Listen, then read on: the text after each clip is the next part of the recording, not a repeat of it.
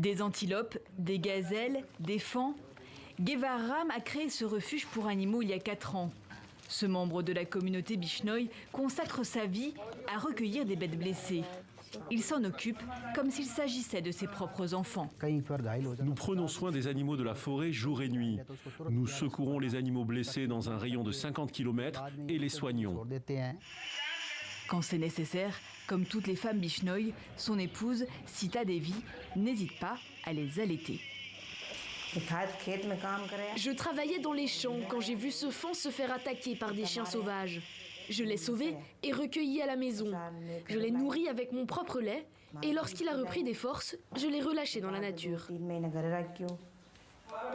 Les Bishnoi sont sans doute les plus anciens défenseurs de la nature. Ce courant hindouiste, né au XVe siècle, compte aujourd'hui 1,5 million d'adeptes. Les Bishnoi ont fait de l'écologie une religion. Leur Dieu réside dans toute vie, alors ils sont prêts à sacrifier leur existence pour sauver un animal ou un arbre en danger. Ici, on n'incinère pas les morts, on les enterre. Et pour chauffer les repas, végétariens, Sita Devi utilise des galettes de bouse de vache comme combustible. Car les Bishnoi ne coupent pas les arbres. Selon l'histoire locale, au XVIIIe siècle, un roi ordonne de raser toute une forêt pour construire un palais.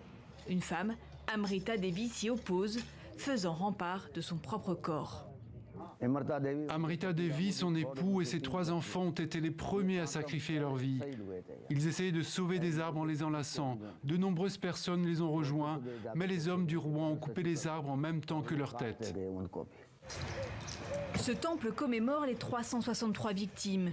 La chaîne humaine qu'elles ont formée ce jour-là a inspiré les militants écologistes partout dans le monde. Un acte fondateur, presque un message. À l'heure du changement climatique, les Bishnoi appellent à planter de plus en plus d'arbres.